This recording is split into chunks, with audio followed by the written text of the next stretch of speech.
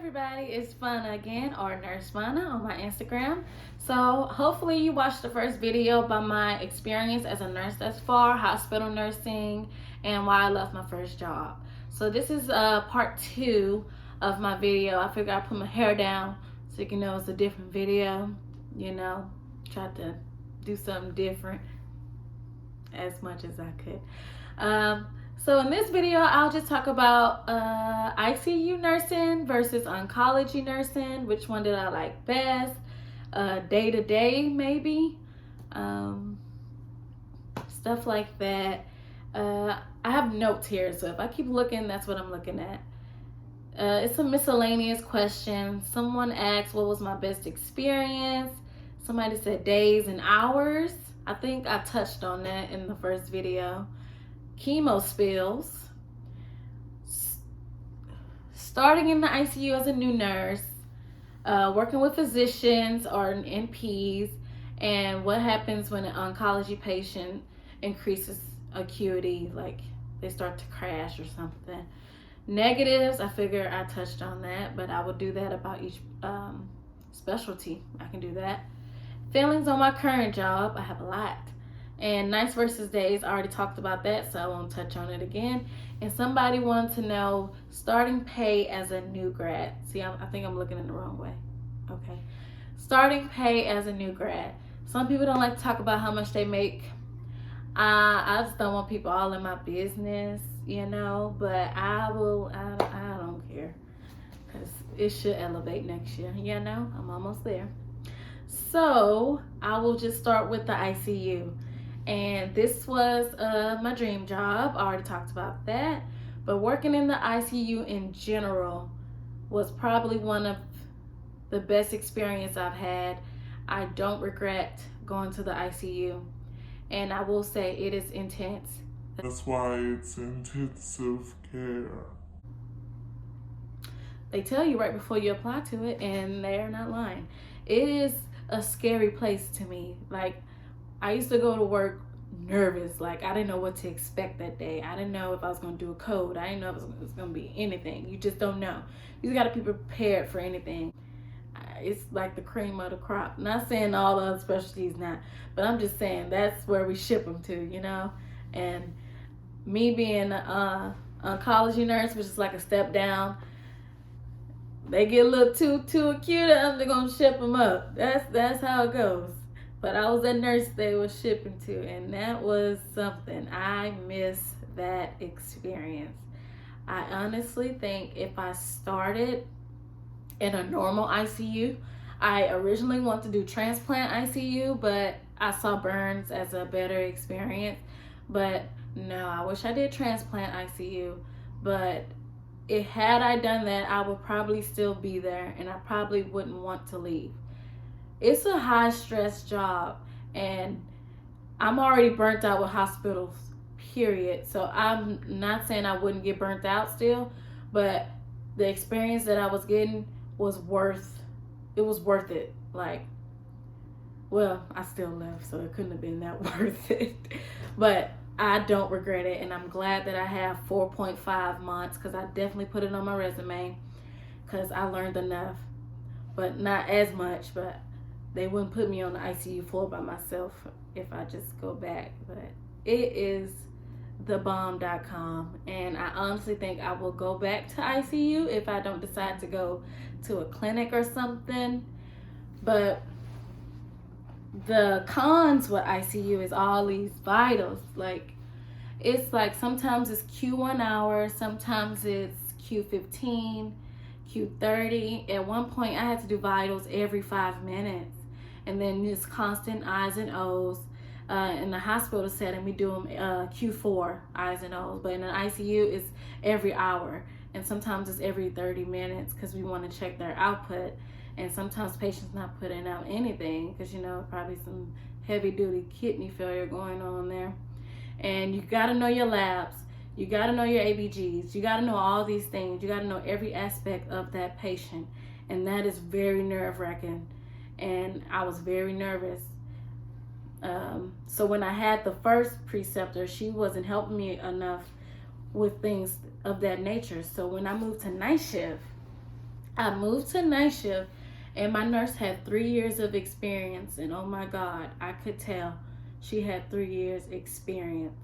I learned so much in the time that I was with her. I wish I had her when I started. I probably would still be there right now, even though it's burns. I probably would still be there because I felt more confident when I was working with her. She made me critically think without belittling me. She was very intimidating. It's a hard for me to be intimidated by anybody. She intimidated me in the good way. It was like, I want to be like you. I want to be similar to you, but in my own way. So she was very good. See, I got a low battery. Whatever. She was a very, very good nurse, and wow. Yeah. But ICU was very high stress. And when I moved to oncology, the stress level went down like 10 times. And I was like, woo, this is much better. I can breathe. I could just do my Q4-hour vitals, everything like that. It still get crazy, but it doesn't get as intense as it does in the ICU. So I can answer one of the miscellaneous questions since I'm talking about ICU now. Me being a new grad in the ICU was challenging. They say you should get med-surg experience before you go, blah, blah, blah. I don't agree. I feel like with the right training, you could be good. But as far as like myself, now that I have all this experience, a couple months experience in a oncology unit with it can get a little high acuity, but it's like a step down from the ICU because I do stem cell transplants and that could go either way. But with that experience, I feel like I would be more prepared for the ICU. So I feel like that's what they mean by that, which is a good thing. It's a very good thing to have a baseline of being a nurse already before you go to the ICU. So I will be more confident in that, but I feel new grads can start in the ICU and be just fine. So it depends on the person. Me personally, I feel like I left because I simply was unhappy, not because I didn't think I could do it. Okay, that's ICU nursing, and yes, I do feel like I want to go back. I feel like I said that already, but I'm gonna just summarize that. I don't regret it at all. That's where it's at. I like that. Okay, so oncology nursing. So if you follow me, you know that I was an intern/extern in an oncology unit, and I fell in love with oncology patients. I was like, oh yeah, this is it. This is where it's at. I just wanted to do ICU, which is why I turned down the opportunity the first time. But I was given the opportunity to go back, and I jumped on it. Off the bat, I was like, okay, I'm happy with my decision. It's not bad. It's a cool place to work. Patient load where I'm at is 1 to 3, which is awesome. We never go to 4. I never had 4 patients since I've been there. And I've never seen anyone with 4 patients, but one time as a student, extern, my nurse got 4 patients. And that day I had my own patient. That was a good day. For me, not for her though. She had 4 patients and she was livid, like upset. Like literally upset. And I was like, oh yeah, they really don't get 4 patients here. But I'm coming from 6 patients to 4. I was all right. But I have 3 patients every day, which is cool. They say, like, I was so excited to give chemos and all this etc. stuff, but now I'm just over it. It's a lot to it. And certain chemos have protocols. So certain chemos, all of them have protocols, but certain ones have specific protocols. You have to get certain labs before. You got to get all these pre-medications, and sometimes it's pre-hydration. One chemo in particular, the most interesting one that I've given was melphalan. With melphalan, they have to chew ice 30 minutes prior to, and then 2 hours, like during the duration. The duration of the chemo is 30 minutes. And after the 30 minutes, you still have to chew ice. it's like a cryotherapy of your mouth, because it can cause like severe mucositis in your oral cavity all the way down to the gut. So it's interesting stuff like that that makes it intriguing, but sometimes it makes it tedious, especially when you have another patient with chemo and then this patient doesn't want to eat her eyes and you got to continuously teach her. It can get drastic. Also, a con. I wouldn't say a con. It's not a con. It's just a part of it.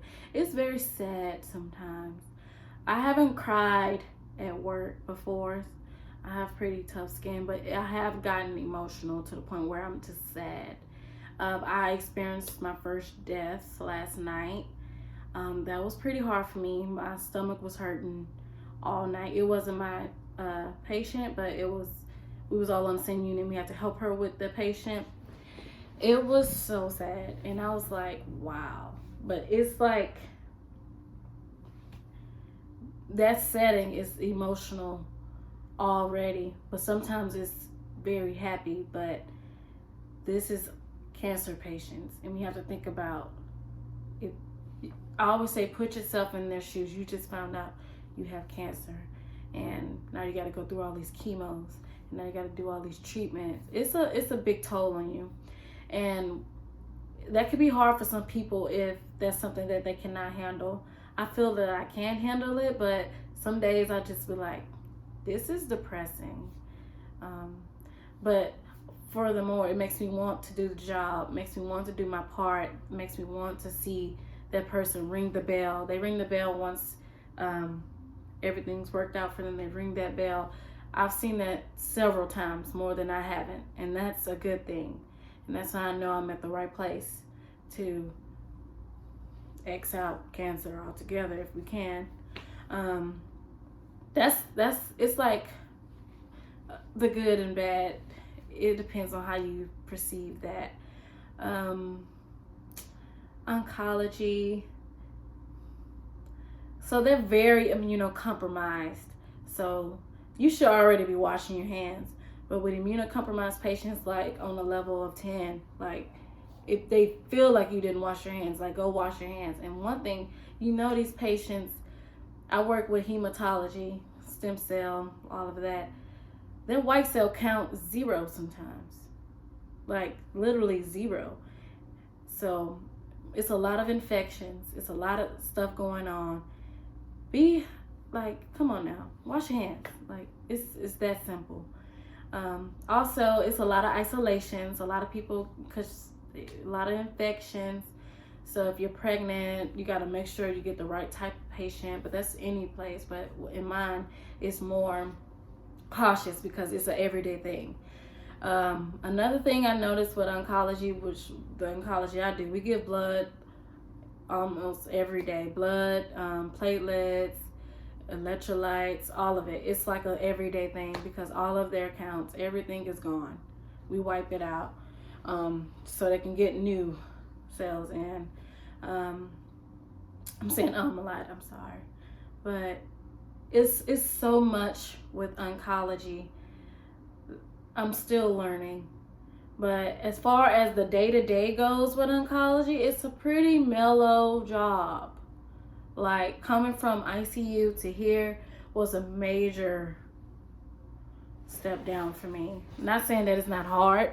I'm saying that some days it's most days it's pretty okay. It's just task heavy to me. It's more task heavy. And there's a lot of education, which you should be doing anyway, but it's like education all day because you're giving chemos like this and you're releasing treatment plans and you got to follow these protocols. It's like so much with it that it makes it a difficult job. It's not that it's hard and you can't do it. It's like, did you do this on time? Did you do this right? Because one false move and that's it. Because chemos is strong. It's strong. So you need to know exactly what you're doing, who you're giving it to. You basically checking it with another nurse all day. Basically, it's something.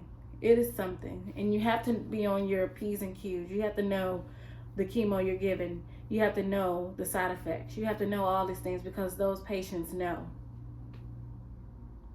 These are the smartest patients that I've ever witnessed. Not saying patients are like naive to it, but their health literacy is beyond me because they had no choice but to sit down and figure out what is wrong with me, what am I getting, is this helping me, is this hurting me. So they'll ask you questions knowing the answer. They just want to know if you know the answer, and if you don't, they're going to go to the manager and say, I don't want her as my nurse. She doesn't know what she's doing. She doesn't know her research. So you have to be on your P's and Q's as an oncology nurse. It's very important. You have to be on your P's and Q's as a nurse in general. But I'm just saying, as an oncology nurse, they know what's going on. You need to know as much as they know. You need to know even more than they know, and keep them up to date. They want to know everything. So, yeah, it's very important. What else can I say about oncology? What did she ask? Chemo spills. Okay, so they have chemo spill kits. Someone asked specifically, like if somebody's urine gets on you. It was a very weird question, but makes sense. They have protocols for that. That happened once. Someone got chemo and then they just had to literally clean them, take off all their clothes. They had to get scrub gowns. It was like a whole process for chemo spills. What else for chemo spills?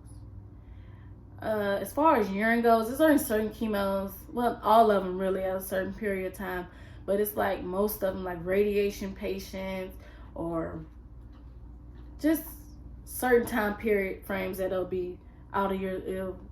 pull out of your secretions. They'll give you all the rules and regulations on how to handle that. I haven't had those problems yet, so I can't really give an example of that. But yeah, it's protocols for everything. Let's see what else about oncology. So someone wants to know what happens when a patient acuity level gets a little higher in oncology specifically. So this has happened to me before. Sorry, I'm falling. This has happened to me before. My patient's respiratory status started to decline. You just basically do textbook. I went straight NCLEX style on there. O2 sat went down like, it was like, what was it? 70s. He was laying flat, raise the head of the bed. First thing you do, raise the head of the bed. Nasal cannula. I put it on 3 liters, see where he was at. Didn't do much. 80s, low 80s. Okay, I was like, all right. Bumped it up to 5. Didn't do much. 89, 88. I was like, all right. At this point, I called charge nurse, see what's going on. Change the probe, see if it was the probe. Nope, it was really respiratory failure was declining. So what we did next was he told me to just go up to 5. So we went up to 5 liters, and then we got to the simple face mask. We put that on him, and he was sitting around 90, 89.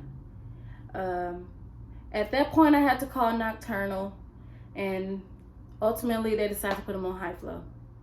And if they go past high flow, that's when they are considered to go to the ICU, and that's when we'll start the transfer to ICU. That's as far as we go, is to high flow. And we try to wean him down the next day. If that doesn't happen, then he will be, well, what I was told was that's what's next is ICU intubation. So that's what happens when the acuity level. We handle it up to the point where we don't have the equipment to handle it. They consider my floor as a step down from the ICU. So we take some critical patients, but if they need to be intubated, sedated, all of that extra jazz, they're going to ICU. That's where we pass the baton. We do give some pressors on our units. I'm not allowed to because I'm new, but I definitely did it in ICU, no problem. But there, we give some, not all. It's only certain ones that they'll let us give until we transfer them up. That's pretty much it on the acuity side. Oncology overall, how am I liking my current job? I'm still not happy. I feel like I can't be satisfied with hospital nursing. Uh, Night shift, I'm always tired because it's really slow. It's just slow. But then when it gets busy, like really busy. It's just task heavy. That's with oncology, the task heaviness. But you get task heavy with ICU, but it's like you're doing, and the shift is over. Here it's like started, charting. It's not like I want to do more stuff, but I'm just taking the experience. I like the experience I'm getting. I'm learning so much. I can say I've dealt with pretty much every kind of patient except like cardiac patients. I've rarely dealt with a cardiac patient besides like certain times in the burn ICUs. Like, yeah. But I never just had a true cardiac patient. That's something I'm interested in. Maybe CVICU. Who knows? Okay, let's see what questions I did not answer. I feel like I talked about the negatives already. Working with physicians. Okay, so I don't mind working with physicians. Physicians are cool. Most of them that I met are really nice. They don't mind answering all my questions because I like to pick all the people's brains. Like if you have more experience than me, you're a charge nurse or you've worked there for like 10 years, NPs, PAs, pharmacists, physicians, of course. Anywho, anybody that got a degree higher than me or experience higher than me, I'm going to pick your brain because I'm interested. I want to know what's my next move. Most of the physicians I've worked at are very nice, but there are some douchebags, and I've dealt with them. One of them, their ego was so big, I was just like, seriously, they got so upset. So I had an MP and a physician had the exact same name. I've never seen this in my life. They had the exact same name, but one was a physician and one was an MP. The MP was like, so hello MP. I called her by her last name. I just called her by her last name. So when they was calling, I was having a problem with a chemo. So I had to call the physician. The charge nurse and all the other nurses was helping me out. It was like, call the physician. And one nurse was calling the MP. I didn't know who was on the phone. They didn't tell me who was on the phone. So I just called them by their last name. And literally they got offended. It was like, doctor? I was like, okay. Sorry about that. Hello, doctor. And then continued the conversation. I was like, I didn't pay no mind. I just figured she was just like, this the doctor, But no, she went to the manager complaining about me not calling her doctor. And I was like, your ego is that deep that you offended by that? Even when I was like, my apologies, and then called you by your title. Like, come on now, you're not God. Chill out, dude. Chill out. And then she was rude on top of that. I was so nice to her, but she was rude the entire night. She didn't want us calling her. I'm like, bro, it's night shift. The MP doesn't know what to do next. We done went up the chain of command. You are the next person in line. Like, I'm sorry. Anything chemo related, they told us to call the attending physician now. And that's what we did. And she was just so ignorant, like just rude. She's like that typical she is naive, and they're not. We all on the same team here, right? And then on the other hand, you have another physician I was calling throughout the night. Very polite, very nice. That's it. You be polite, I'll be polite. But I told the manager, I was like, well, she was very rude to me. Are you going to do anything about that? And they was like, well, no, she's an attending, so I'm supposed to just roll over like a puppy dog and just kiss her behind. I'm not doing it. I'm not sorry. I didn't do anything wrong. And I guess they didn't like that I didn't apologize. I'm not sorry. I don't apologize. I apologized on the phone. That was a simple mistake. But now you want me to apologize because her ego is messed up. No, I'm not doing that. I didn't sign up to be someone's lackey. So that's how I feel about working with physicians. The majority of them are pretty cool to work with. But you have those bad apples. Like you have bad apples in any profession. Some nurses are douchebags too. So that's besides the point. But that's cool. I like working with a good team. Let's see what else here. Oh, I'm on 26 minutes. I'm sorry, y'all. What else? Oh, pay. Dinero. So I would say I'm making way more than I was as an intern, but I was making a good amount as an intern. $18 an hour. Yes, $18 an hour as an intern, which was not bad for a student. I was able to get a car. I stopped buying books after senior year. We can talk about getting through college with no money. I stopped buying books, but I was able to just live without struggling. I was able to pay for my last semester of school. That's about it, because I couldn't afford the rest of it. As far as my pay as a new grad, my first job paid me more than my current job. But with the differentials that I get at my current job, I'm making more than what I was making at the other job. So my base rate at my first job was $29 an hour plus differentials. And I ain't gonna get into all that about how much that is. But my base rate was $29 as a new grad at my first job, which was pretty good for someone in Houston, because our cost of living is not that much. I was able to get a nice apartment with that and another car, so I'm Gucci. My current job base rate is 27, so I went down, and I was like, what? But with the differentials, and their differentials is more, we get a differential for evening, night shift, weekends, and I get a unit differential of $500 spread out a check for a year. It's like a $500 extra on our checks, which is fine by me, but taxes takes that out, so I don't see it. But yeah, with the differentials, I'm making a little bit over what I was making at my previous job, so the pay is pretty good. I'm ready for this year mark because I want to be up there. This is not it's not enough for my lifestyle that I want. I know how to be cheap, but if I ain't got to be cheap, why be cheap? Just saying. I'm ready for that real money. That's probably why I want to travel. Okay, I'm rambling now. But that's my pay. I was like, do I want to talk about my pay? I don't know. I didn't put my differentials in, so I can't really put a cap on what I'm making. But that's just the basics of what I'm making.